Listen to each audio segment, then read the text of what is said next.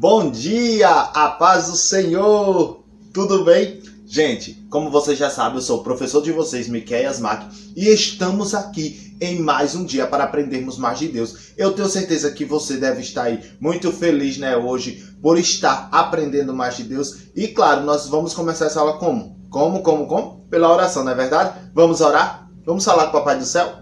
Senhor Deus e Pai, mais uma vez, Senhor, queremos te agradecer pelo privilégio, Senhor, de podermos aprender mais de Ti. Jesus, nos ajuda, nos dá da Tua graça, nos cobre com Teu sangue, faz a Tua vontade em nossas vidas. Pai, nós queremos te pedir por cada aluno, Senhor, que ele venha, Senhor, sair desta aula, Pai, com a Tua palavra em seu coração, para que ele venha, Senhor, praticar. Abençoa a sua família, abençoa todos, Senhor, seus amigos, vizinhos. Deus, faz conforme a Tua vontade na vida dele, para a glorificação do Teu nome. É isso que te pedimos, e no nome de Jesus já agradecemos. Amém.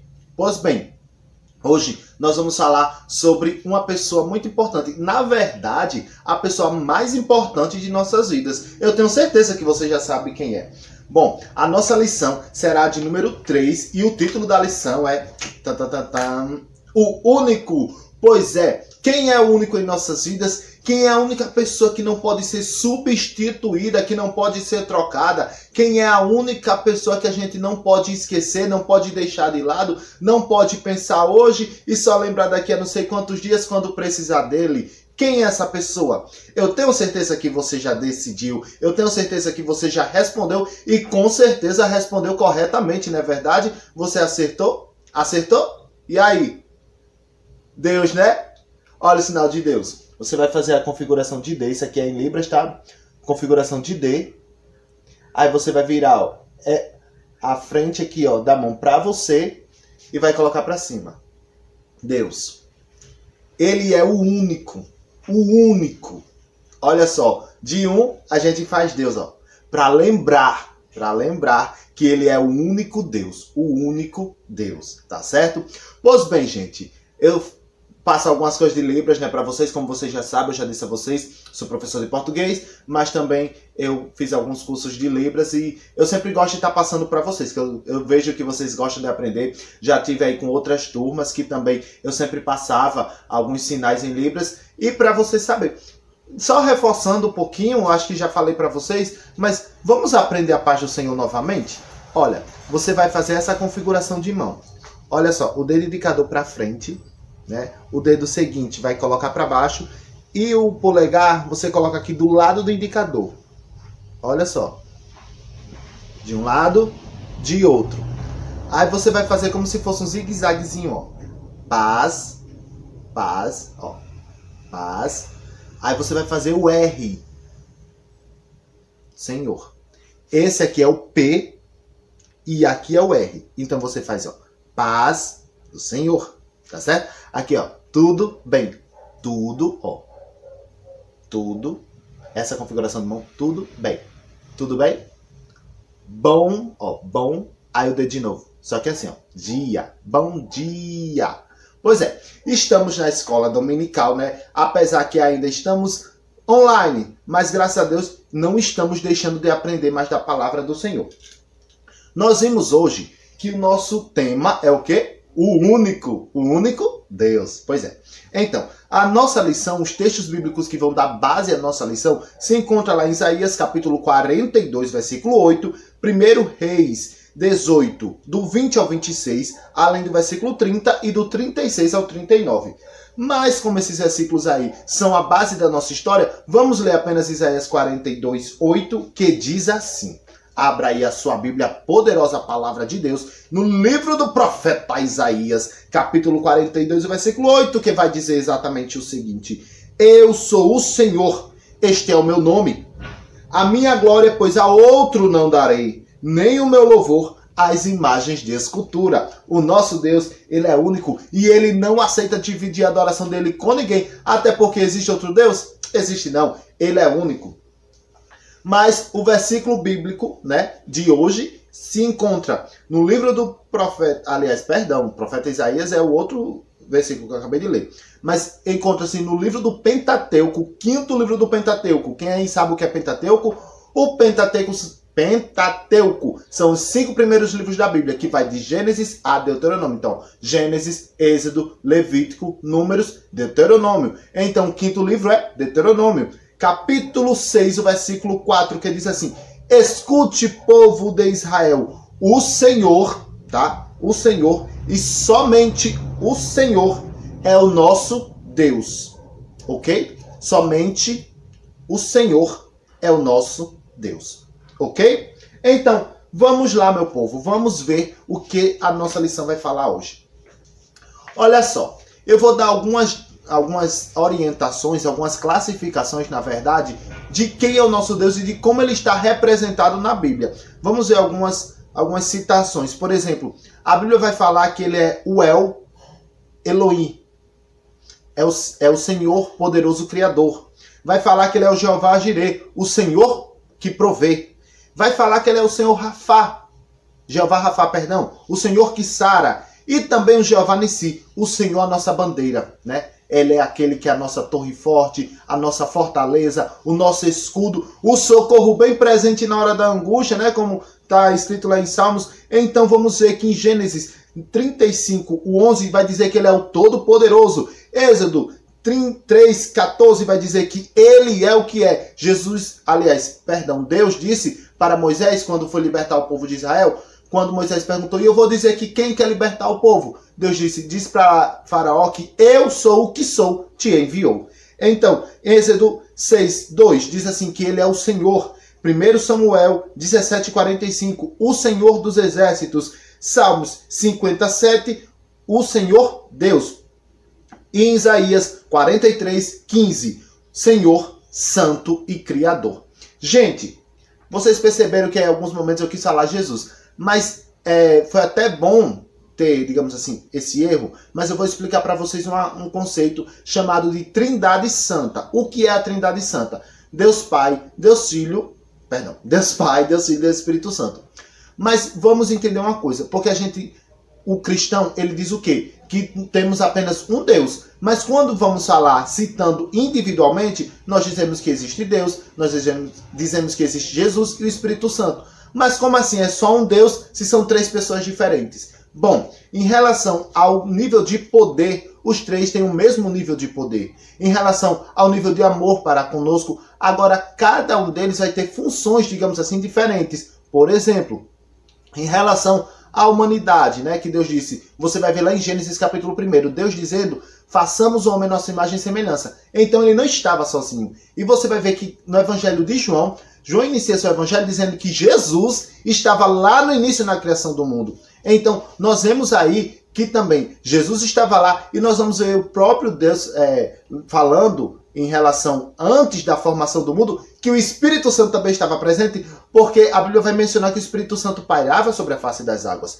Então é o seguinte, nós vemos Deus Pai, Deus Filho e Deus Espírito Santo já desde o início de todas as coisas. Aí olha só o que acontece. Eles têm o mesmo poder, têm o mesmo amor por nós e a mesma intenção de nos salvar. Agora cada um tem a sua função no plano de salvação. Por exemplo, Deus executou o plano em relação a planejar, né? Foi ele que criou o plano.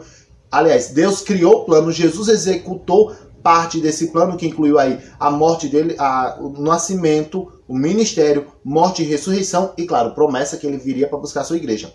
Mas ele disse, não vos deixarei sozinhos, eu vos enviarei o Consolador, que é quem? O Espírito Santo, que até hoje está conosco. Ele está em nossas vidas para nos abençoar, para nos orientar, para nos direcionar a vivermos o melhor de Deus, tá bom? Então, vocês já entenderam. São 3 por quê? Porque o nível de poder, o nível de amor para conosco, enfim, é o mesmo. Agora, cada um vai ter a sua função, tá certo? O Espírito Santo é aquele que dá dons espirituais, é aquele que consola o crente, é aquele que reveste, que dá força, é aquele que capacita para a gente fazer a vontade de Deus, tá certo? E Jesus é aquele que morreu por nós e que a Bíblia diz que ele falou que todos os dias estaria conosco. E claro, nós somos templos e morada do Espírito Santo. Então, ele habita em nós. Então, vamos lá.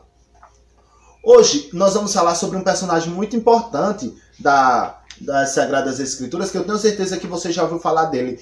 Quem aqui nunca ouviu falar de Elias, do profeta Elias? Um homem que a Bíblia diz que teve um momento que ele disse, olha, segundo a minha palavra, não foi nem a palavra de Deus, mas, claro, ele usado pelo Senhor, ele disse, segundo a minha palavra, não vai chover por 3 anos e 6 meses. Imagina aí, e a Bíblia diz que não choveu, olha só, quando o homem está no centro da vontade de Deus, meu filho, pode ter certeza que ele é poderosamente usado pelo Senhor. Então, nós vamos ver o que aconteceu com o povo de Israel no período do profeta Elias, tá certo? O profeta era aquela pessoa responsável por entregar as mensagens de Deus para o povo. Pois é, então vamos ver o que aconteceu no tempo do profeta Elias. Bom, para começar, nós vamos explicar uma coisa. A Bíblia vai dizer que no período que começou o reinado em Israel, porque antes não havia rei, só havia alguns líderes, né? Teve Moisés que tirou o povo do Egito, em seguida Josué, e depois Josué começou o período dos juízes, até começar o período de monarquia, ou seja, o período dos reis. Então, o primeiro rei foi quem? Eu tenho certeza que minha turma é muito inteligente e sabe quem foi o primeiro rei de Israel. Muito bem, para quem respondeu, Saul. Então, a partir de Saul veio quem? Após Saul, Davi, em seguida Salomão, e por último, no período que era apenas um rei, aliás, um reino, né, veio Roboão, que era filho de Salomão. Mas Roboão não soube cuidar bem do povo, não pensou no povo, pensou mais no dinheiro e quis enriquecer as custas do povo. O que aconteceu? O reino se dividiu em 2. Então foram mais ou menos umas 10 tribos e meias para um lado, que foi chamado Reino do Norte, com a capital em Samaria, e ficou com o nome de Reino do Norte, e o Reino do Sul, que foi chamado de Judá, com a capital em Jerusalém, que ficou 2 tribos e meias aí. Então, olha só o que aconteceu. Nós temos o reino, que era um só, foi dividido em 2 por causa da impiedade de um homem. Então a gente vê uma coisa, que muitas vezes Deus nos abençoa, e se a gente for desobediente, a gente pode perder aquilo que Ele tem para nossas vidas, tá certo? Então, continuando. Como o reino foi dividido, precisou de um rei para o outro reino, não é verdade? Então, o rei, que era Roboão, ficou governando Judá, né, com a capital em Jerusalém. E o reino do norte precisou de um novo rei, que aí levantaram Jeroboão para ser o novo rei lá, o primeiro rei, na verdade, de Israel, que era lá com a capital em Samaria, que era chamado mais de Israel. Então, olha só, o que aconteceu? A Bíblia vai dizer que após eles se levantaram alguns reis, até chegar um rei chamado Acabe, que foi o pior rei que Israel já teve. Imagina aí o pior rei. Pois é. Por quê? Era porque ele não conhecia a palavra de Deus? Era porque ele não sabia quem era Deus? Não. Era porque simplesmente ele não queria ouvir a voz de Deus. Ele era muito desobediente. E a Bíblia diz que grande foi o preço que ele pagou por causa da sua desobediência. Mas a Bíblia vai dizer também que Deus levantou um profeta por nome chamado Elias para trazer a mensagem de Deus ao povo de Israel, como também ao rei Acabe. Só que o rei Acabe estava nem aí para a mensagem de Deus. Tanto é que ele contrariou um dos mandamentos do Senhor, porque o povo de Israel eles não poderiam casar com pessoas de outras nações, porque eles não poderiam se contaminar. Que as outras nações que estavam perto dele, ali ao redor deles, eram nações ímpias, nações que não serviam ao Senhor e que na verdade adoravam vários deuses. E Deus disse, olha, vocês só podem adorar a mim. Só que Acabe não se importou com isso, não quis obedecer ao Senhor. E a Bíblia diz que ele casou com uma princesa de outra nação. Só que ela não era uma simples princesa. Ela era uma mulher totalmente entregue à idolatria. Na verdade, ela promovia, ela pagava pela idolatria. Ela fazia de tudo para que o povo idolatrasse, adorasse a deuses de mentira. No caso lá, a Baal e a Será, que era a esposa de Baal. Então, nós vamos ver que o quê?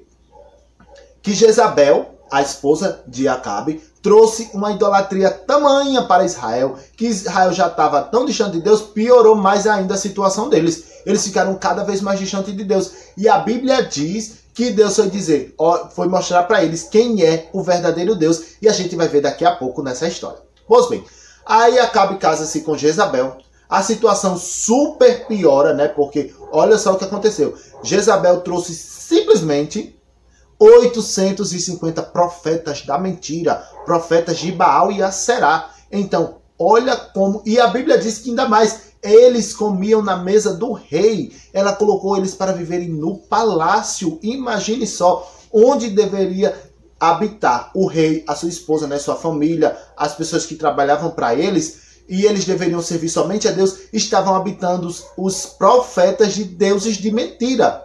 Mas como é que pode, não é verdade? A Bíblia diz que Deus vai levantar Elias e Elias começa a profetizar contra Acabe e contra Jezabel. E ele começa a dizer que Deus trará castigo sobre a vida deles. E eles começam a criar raiva. Só que Acabe conhecia o Deus de Israel. Ele sabia que era o Deus de Israel, ele só não queria obedecer. Então ele meio que tinha um medinho, né, de Elias, tinha um medinho daquilo que Elias falava.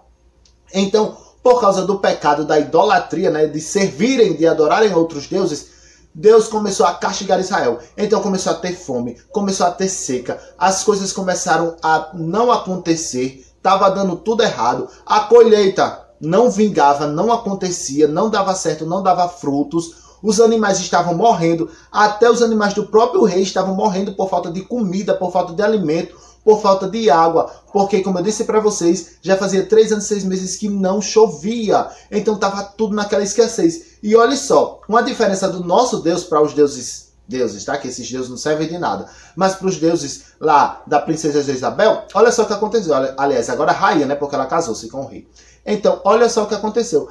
A Bíblia diz que cada um dos deuses era responsável, né? A Bíblia vai nos ensinar isso, que cada um dos deuses era responsável por fazer alguma coisa para o povo. Por exemplo, tinha um deus só para agricultura, tinha um deus para chuva, tinha um deus para outra coisa. Então, cada coisa que o povo precisava, tinha um deus para pedir. É diferente do nosso Deus. Seja qual for o seu problema, é desemprego, é doença, estou triste, estou sozinho, estou precisando que Deus, por exemplo, alguém que é agricultor, estou precisando que Deus mande chuva, estou precisando que alguém mande chuva. Tudo que você for pedir é com Deus. Tudo que você precisar é com Deus. Você não precisa se preocupar em tipo assim, eu estou precisando de dinheiro, então tenho que procurar o Deus do dinheiro.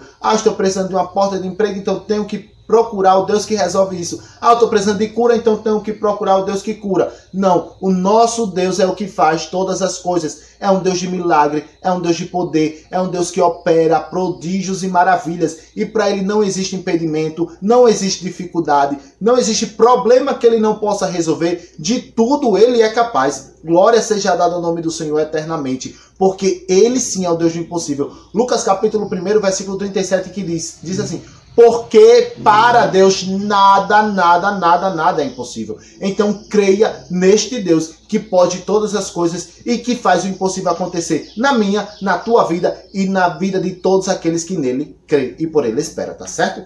Então a Bíblia vai dizer que Elias foi e começou a entregar. Diga, olha, Deus irá fazer algo grande no meio do povo de Israel para vocês pararem com essa idolatria, para vocês pararem de adorar esses deuses que não são Deus, mas que vocês voltem a servir somente a ele. Então começou a seca braba, perigosa lá, morrendo lá vários animais. E o povo sofrendo, porque sem chuva não dava para plantar, sem chuva não dava para ter nem mato. Imagina aí. E com os matos os animais se alimentavam. Então se os animais se alimentar, eles também não tinham leite, não tinham carne para comer. Olha só como a situação estava difícil. Mas a Bíblia diz que Deus estava querendo do povo o quê? Fidelidade. O que é fidelidade? Servir somente a Deus, né? Não trair ele com ninguém. E nós temos também que entender uma coisa, tá certo? A Bíblia diz que Deus é o único que deve ser adorado. Como a gente leu lá em Isaías, que ele não divide a sua glória com ninguém. Mas nós precisamos entender que muitas vezes nós colocamos certas coisas e certas pessoas no lugar do nosso Deus. Mas isso só acontecia antes? Não, professor. Com o povo lá de Israel? Não, acontece em nossas vidas também. Nós podemos ter uma pessoa que a gente pode pensar, nunca posso viver sem ela. O papai, a mamãe, todos os demais integrantes da família são importantes? Claro que são. Mas nós temos que colocar em primeiro lugar em nossas vidas a Deus. E depois as outras pessoas. Mas em primeiro lugar, em prioridade, está o Senhor. Tá certo? Então, continuando. A Bíblia diz que Deus ordenou que o povo fosse só dele, servisse só a ele e adorar só a ele. Só que o povo começou a entrar no pecado, não é verdade? E Deus não concorda com o pecado. Deus não aceita o pecado, tá bom? Ele é um pecador, mas ele aborrece, detesta o pecado. Então, olha só. A Bíblia diz que a lei do povo era não se contaminar, né? Não se envolver com as nações ímpias, mas o povo de Israel se corrompeu, se envolveu e trouxe o pecado para as suas terras. Trouxe o pecado para as suas vidas. A Bíblia vai dizer que eles deveriam influenciar as pessoas do mesmo jeito que nós, como crentes, devemos influenciar aqueles que não conhecem a Cristo para aceitarem a Ele. E não ao contrário, eles virem e nos tirarem da igreja. Isso jamais. Então, era a mesma coisa com o povo de Israel. Eles deveriam servir a Deus de uma forma que as nações vissem isso e também quisessem servir só a Deus, ao invés de ter vários deuses, todos de mentira. Então, continuando. A Bíblia diz que uma certa vez Jezabel mandou matar todos os profetas do Senhor, porque ela não queria que o povo servisse a Deus. Ela começou a mandar os profetas, que eram aquelas pessoas que entregavam os recados de Deus, como também eram as pessoas que ensinavam ao povo viver corretamente diante de Deus. Aí ela mandou matar os profetas. Mas Obadias, um servo do rei, ele guardou 100 profetas numa caverna e alimentava, mesmo no período de escassez, ele alimentava esse povo aí. Então tinha só, nesse período de escassez, tinha provisão de Deus para esses 100 profetas. Aí, um certo dia, ele saiu com o rei, foi procurar comida com o rei, ele e Acabe, e ele se distanciou de Acabe. Elias o encontrou e disse: olha, Obadias, vai lá dizer para Acabe que eu tenho um recado de Deus para dar a ele. E Acabe ficou sabendo do recado, porque Obadias entregou a mensagem, e Acabe foi logo ao encontro de Elias. A Bíblia diz que esse encontro foi marcado aonde? No Monte Carmelo. Olha só que interessante. Deus disse que ia mostrar que era o verdadeiro Deus, né? Então vamos ver o que aconteceu.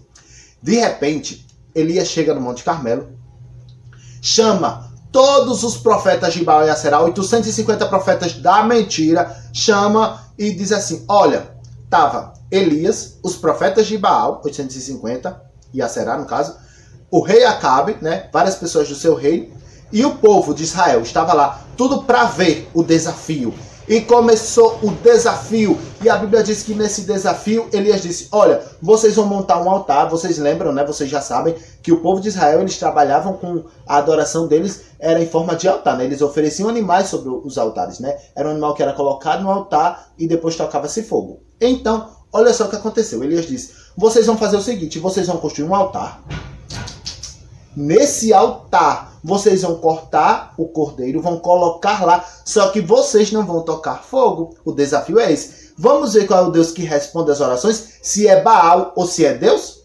Então, vocês vão colocar aí, ó, o altar, tá? Nesse altar, vocês vão colocar só o animal, só o cordeiro, mas vocês não vão tocar fogo. E vocês vão orar a Baal. Isso era de manhã logo cedo. E vocês vão orar. E quando Baal responder, veremos se Baal é Deus, né? Se Baal responder. E a Bíblia diz que eles começaram a clamar. Clamando, clamando. Foi até o meio-dia, passou do meio-dia eles clamando, e Baal não respondeu. Baal não disse nada, Baal não fez, foi nada. E não caiu fogo do céu e consumiu o holocausto. Não consumiu. A Bíblia diz que Elias disse: cansou, né? Com certeza, passou o dia todo esperando. Baal respondeu e Baal não respondeu. Ele disse: tá bom, já chega. Agora é a minha vez. E lembrando que os profetas de Baal, eles clamaram tanto sem resposta que eles começaram a se cortar para ver se Baal respondeu, e nem assim Baal respondeu. Aí Elias disse: olha, peraí, vamos fazer o seguinte, vamos parar, né? Agora é a minha vez, eu vou clamar ao Deus de Israel. A Bíblia diz que Elias foi, mandou consertar o altar, né? Reparou o altar todinho, mas ele foi ainda ousado. Quem tem ao Senhor em sua vida tem a ousadia de Deus.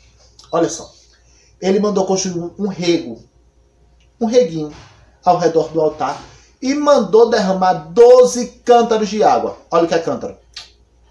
Então ele mandou derramar 12 cântaros de água. Nesse tempo, eu já disse a vocês que estava no período de seca braba, não é verdade? Imagina aí você derramar água no período desse de seca. Se não tinha água nem para o povo beber direito, aí ia derramar água sobre um altar para ninguém beber, na verdade, né? Mas Elias sabia o que estava fazendo. E a Bíblia diz que ele começou a orar. Né? Ele consertou o altar, derramou 12 cântaros de água sobre o altar e começou a orar. Aí ele orou. E interessante foi a oração dele. Ele disse: Senhor, mostra que tu és Deus de verdade. Mostra que tu és Deus sobre Israel. E que não há nenhum outro Deus além de ti. Mostra que eu sou teu profeta. Que tu me escolheste. Que tu quem me usa, Senhor. E ele começou a orar, clamando a Deus. E a Bíblia diz que de repente Elias clamou e ele disse: mostra que tu és Deus, prova o teu poder. Aí a Bíblia diz que de repente, olha só o que aconteceu, veio um fogo do...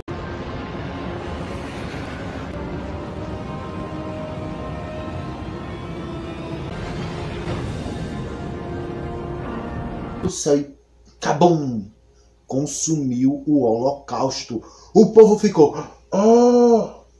Eles viram que verdadeiramente só o Senhor é Deus. Não existe outro Deus além do nosso. Glória a Deus por isso. Gente, imagina aí você servir a este Deus que tudo pode, que tudo faz. Imagine você adorar o Deus do impossível. Pois é assim que nós vivemos. E a Bíblia diz que assim como Deus provou o seu poder lá no Monte Carmelo para todos os profetas de Baal, provando que Baal não é Deus nenhum, não é Deus coisa nenhuma, além do mais, ele prova em nossas vidas ainda hoje. Então, se você quer ver milagres, clame, faça como Elias, ore ao Senhor e você verá, você viverá milagres. E a Bíblia diz que Elias ainda disse, olha, esses profetas são da mentira, manda matar tudo em um. Então o povo foi, exterminou os profetas de Baal e Aserá.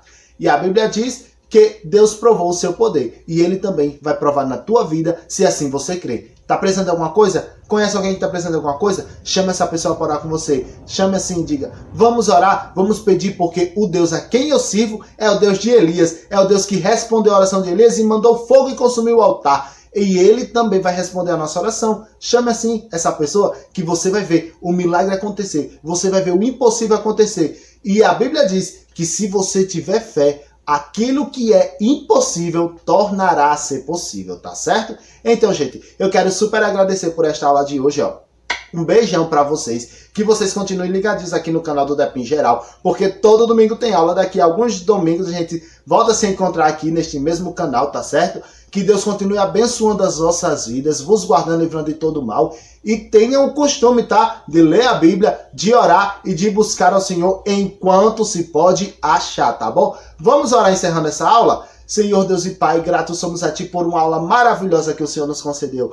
Deus, nós te pedimos, continua nos ajudando, diante da Tua graça. Senhor, abençoa cada aluno, que eles venham ver, Senhor, viver realmente o Teu poder na vida de cada um deles. Jesus, continua abençoando as famílias deles, dando vitória, guardando, livrando de todo mal, Jesus. E se tem alguém doente, chega com cura. Se tem alguém precisando de uma porta de emprego, abre, Senhor, essa porta. Se tem alguém precisando de um milagre, faz aquilo, Senhor, que o homem não pode fazer. Porque quando o homem não pode fazer, Tu podes. Senhor, chega com providência, vai libertando de depressão, vai libertando de outras doenças da alma, síndrome do pânico, Senhor, para que eles venham verdadeiramente, Senhor, reconhecer que só Tu és Deus. É isso que nós te pedimos e já te agradecemos em nome de Jesus. Amém. Pois bem, meus queridos alunos, até a próxima aula aqui comigo, mas vocês domingo venham aqui, né? Voltem aqui para aprender com o outro professor ou professora, tá certo? Fiquem todos na paz do Senhor.